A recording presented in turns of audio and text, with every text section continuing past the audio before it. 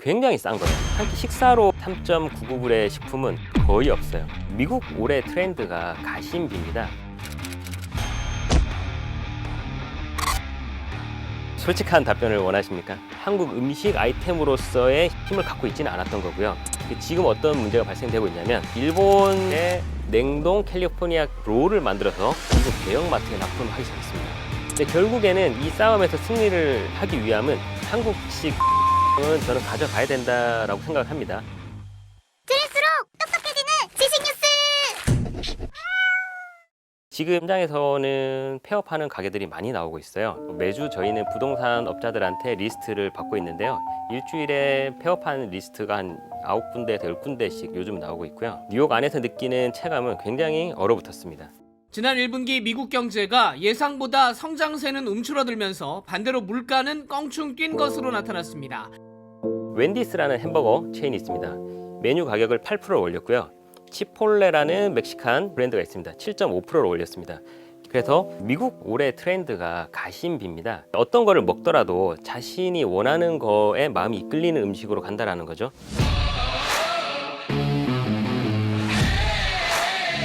안녕하세요. 저는 뉴욕에서 활동하고 있는 요리사 김한송이라고 합니다. 얼마 전에 그 트레이더 조의 김밥이 유행했었잖아요. 그것도 방금 말씀해주신 거랑 같은 이유 때문에 유행한 걸까요? 솔직한 답변을 원하십니까? 처음에 작년 여름에 시작됐을 때 김밥이 동이 났고 두 번째 물량이 10월 말에 왔을 때 바로 또 동이 났습니다. 지금도 계속 들어오고는 있는데 물량을 못 맞춰요. 그래서 지금도 트레이더조에 가보면 카운터에 A4지로 붙여놨어요. 1인당 하나 아니면 2개만 가져갈 수 있다고 제한을 해뒀어요. 근데 이거를 사업하는 사람들의 생각에서는 좋은 아이템이네? 내가 해야지 이렇게 생각이 드는 거예요. 그래서 한국에 있는 다른 마켓에서 다른 공장에서 다양하게 김밥을 만들어서 미국으로 또 납품을 하기 시작합니다.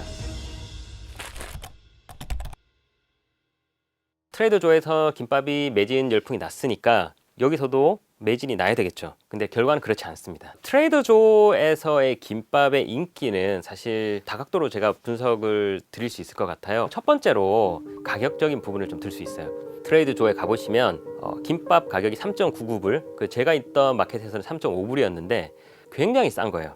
한 끼 식사로 가능한 3.99불의 식품은 거의 없어요. 보통 가봐도 바나나 하나가 99센트. 거의 1달러네요. 거의 1달러죠. 그리고 시리얼바 2불, 냉장식품에 가면 조그마한 샌드위치 이런 거는 4, 5불 그냥 훌쩍 넘어가고요.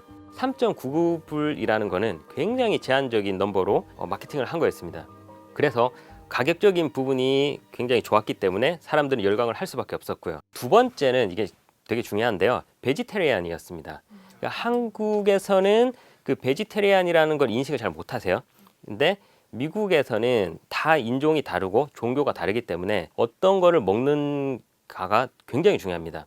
그래서 미국 메뉴판을 보시면 글루텐 프리, 베지테리안 어떤 거를 먹는지에 대해서 물어보는 케이스가 많습니다. 이렇게 설명을 해드릴게요. 굉장히 다양한 분들이 마켓 안으로 들어왔어요. 지금 트레이더조에 초고추장도 판매를 해요. 초고추장을 잡을 수 있는 사람들의 수와 글루텐 프리, 베지테리안 김밥을 잡을 수 있는 수는 확연히 차이 날 겁니다. 거의 90% 이상의 손님들은 김밥을 잡을 수 있는 가능성을 쥐고 있고요. 한 10% 정도만이 초고추장을 잡을 수밖에 없을 겁니다. 왜냐하면 초고추장에는 밀가루가 들어가기 때문에 글루텐 프리가 안 돼요. 근데 이 김밥은 가격이 싸고 베지테리안, 글루텐 프리 아이템이었습니다. And the soy sauce used in the kimbap is actually gluten-free. And honestly, so far, I feel pretty damn good. 그래서 미국 사람들이 이렇게 마케팅적으로 떴을 때 누구든지 살 수 있는 그런 확장성을 가지고 있었습니다. 결론적으로 말씀드리면 이 아이템이 가지고 있던 힘이라는 게 가성비와 제한적인 마케팅으로 성장을 했던 거지 한국 음식 아이템으로서의 힘을 갖고 있지는 않았던 겁니다. 저희랑 파트너사로 일하는 친구가 있습니다. 시카고에서 나고 자란 백인이에요. 그래서 뉴욕 미팅을 왔을 때 제가 좀 자랑스럽게 선물을 해줬어요. 이게 요즘에 트레이더조에서 굉장히 핫한 아이템이야. 너 좀 먹어봐. 야, 이거 하나밖에 못 먹는 거야. 근데 그 친구가 저한테 그랬어요. 야, 캘리포니아 롤을 왜 올려? 그러니까 백인들의 시선으로 봤을 때는 일본 롤을 왜 냉동을 해서 그걸 또 굳이 또 데워 먹냐 이런 마인드였던 거예요. 그러면 캘리포니아 롤이랑 김밥이랑 같은 섹터로 보고 있는 거예요. 그들의 눈에서 봤을 때는 같이 보는 겁니다. 일본이 그런 브랜드 파워를 가지고 있는 거고요. 이 사람이 말했던 거는 그 말을 내포를 하는 거였고요. 미국 사회에서 캘리포니아 롤 김밥을 거꾸로 말아놓은 걸 말하는 거죠. 그 안에 참치가 조그맣게 한 줄만 들어만 가도 12불, 13불을 받습니다. 지금 어떤 문제가 발생되고 있냐면 냉동 캘리포니아 롤을 만들어서 미국 대형마트에 납품을 하기 시작했습니다. 그러니까 이 사람들이 트레이드 조에서 김밥이 잘 나간다는 소식을 당연히 듣겠죠. 근데 김밥을 파는 게 아니라 미국 내에서 기존의 브랜드가 높았던 캘리포니아 롤을 팔기 시작하는 겁니다. 그들은 8불, 9불, 10불에 팔아도 사람들은 살 거니까 지금 그렇게 팔고 있습니다. 근데 캘리포니아 롤에 들어가는 재료들하고 김밥의 재료들이랑 굉장히 차이가 크잖아요. 근데 그거를 같다고 볼 수가 있는 건가요? 그게 저도 좀 속상하긴 한데요. 저는 개인적으로 김밥을 좋아하거든요. 밥이 들어가고 뭐 우리한테 익숙했던 재료들이 들어간 거를 선호를 하는데 사실 그 김밥을 먹으려면 전자레인지에서 한 1분 30초 정도 데워서 먹어야 돼요. 근데 이 캘리포니아 롤은 그 과정 없이 상온에서 아니면 냉장고에서 좀 보관을 했다가 먹으면 구현이 되더라고요. 김밥을 유통을 할 때 한국에서 제작을 해가지고 얼려서 가는 거예요? 아니면 현재까지는 한국에서 다 만들어서 가고 있습니다. 그 이유는 한국 정부에서 최고로 무언가를 이루고 싶은 게 한국 농식품을 미국으로 수출을 하는 거를 찾고 있어요. 그 중에 제일 핵심이 쌀이에요. 그러니까 쌀은 김밥의 필수 조건으로 들어가지 않습니까? 근데 그 한국산 쌀을 가공을 해서 미국으로 보낸다. 굉장한 아이템인 거죠. 그러니까 그거를 캘리포니아에서 생산을 하는 거는 한국 정부에서 봤을 때는 놓칠 수 없는 거죠. 근데 결국에는 이 싸움에서 승리를 하기 위함은 물류를 쥐고 있어야 됩니다. 미국의 모든 일본 식당, 모든 마켓에 가면 간장은 기꼬만 간장입니다. 이 기꼬마는 일본 간장이거든요. 지금 한국에 있는 간장, 된장 이런 공장 그런 브랜드들도 한국에서 많이 다 생산을 해서 가는 편입니다.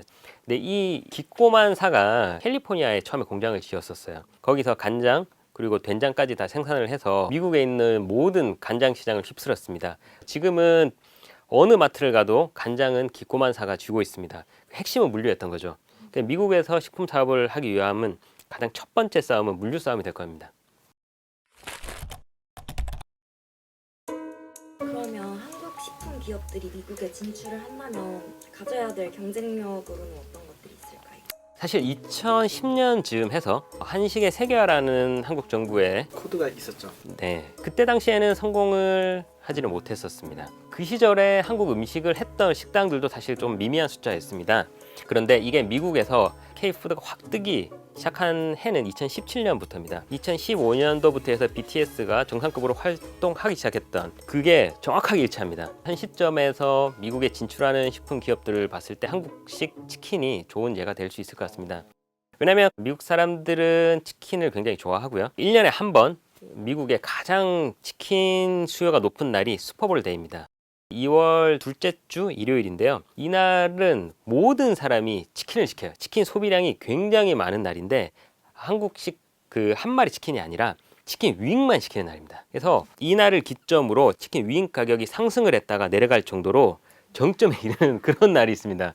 굉장히 웃기죠. 한국에서 탑 3라고 하면 BBQ 치킨, 그리고 교촌 치킨, BHC 치킨이 있죠. 3사가 다 진출했었습니다. 이 BBQ 치킨이 한 10개 내외였는데요. 지금은 100개를 훌쩍 넘어섰어요. 근데 이거를 저는 성공이라고 평가하기는 아직은 좀 이르고요. 한국에서는 그러니까 미국의 치킨 업계를 바라볼 때 시장이 좀 좁다라고 생각하는 게 있어요. 그러니까 어떤 의미냐면 칙필레라는 브랜드가 있습니다. 치킨 샌드위치 브랜드인데요. 요즘에 미국에서 굉장히 핫한 브랜드예요. 미국 청소년은 나이키를 신고 칙필레를 먹는다라는 말이 있어요. 그만큼 신발이나 모든 거는 나이키를 신고요. 먹는 거는 칙필레 샌드위치를 먹어요. 이 회사의 2022년도 매출이 14조입니다. 그리고 라이징 케인즈라는 치킨 핑거 브랜드가 있습니다. 한국 사람들 아무도 모르죠. 이 회사가 한 650개 정도가 있는데요. 1년 매출이 2조예요.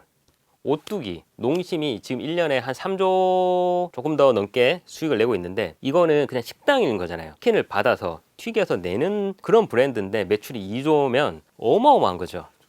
그러니까 기록에 따르면 2010년도에 1인당 소의 소비량은 59파운드였어요. 그리고 2023년도에는 58파운드였어요. 그러니까 10년 사이에 그 소에 대한 소비량은 꾸준했던 거죠.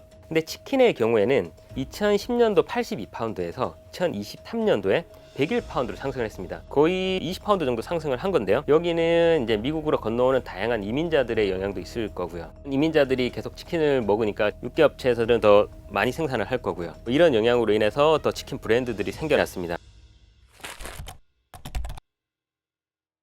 미국이라는 나라를 저희는 뭉뚱그려서 좀 생각을 하는 편이 있습니다. 사업을 하거나 무엇인가를 수출을 함에 있어서 우리가 생각하는 미국이라고 하면 백인들을 생각하고요. 백인들한테 무언가를 팔아야 된다고 생각하는 게 있어요. 왜냐하면 저희가 미디어에서 봤을 때 항상 보이는 게 백인 위주의 사람들을 타겟으로 하기 때문이죠. 근데 사실 미국에 가보면 정말 달라요.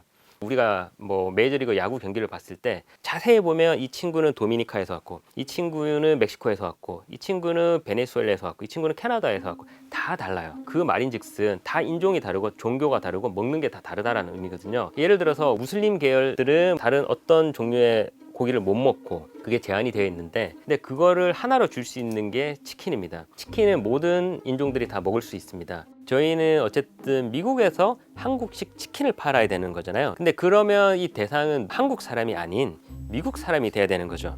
미국식 문화를 조금 알아야 돼요. 그러니까 한국에서는 치맥이라는 문화가 있지 않습니까? 치킨 먹을 때 맥주 한 잔 곁들이고, 가족끼리 뭘 먹을 때도 뭐 우리가 치킨 한 마리를 시키면 뭐 아버지는 뭐 맥주를 마시거나, 굉장히 자연스러운 문화인데요. 미국에서는 그렇지가 않습니다. 미국은 오롯이 가족, 내 아이, 이게 굉장히 중요해서요. 술이 들어가면 안 돼요. 그리고 종교적으로 무슬림 문화권에서도 술은 싫어합니다. 술이 들어가면 이 사람들이 안 와요. 이런 패스트푸드 업체들에서 술이 들어간 곳은 단 한 곳도 없습니다. 술이 철저하게 배제가 돼야 돼요. 메뉴 구성 자체를 치킨과 아이들이 먹을 수 있는 패밀리 세트 위주로 만들어야 미국 시장을 공략할 수 있습니다. 그리고 미국에서는 자기가 원하는 부위만 시켜 먹습니다. 예를 들면 치킨 윙, 아니면 치킨 다리, 치킨 가슴살, 그러니까 자기가 원하는 거를 정확하게 골라서 먹는 게 미국 사람들의 문화입니다.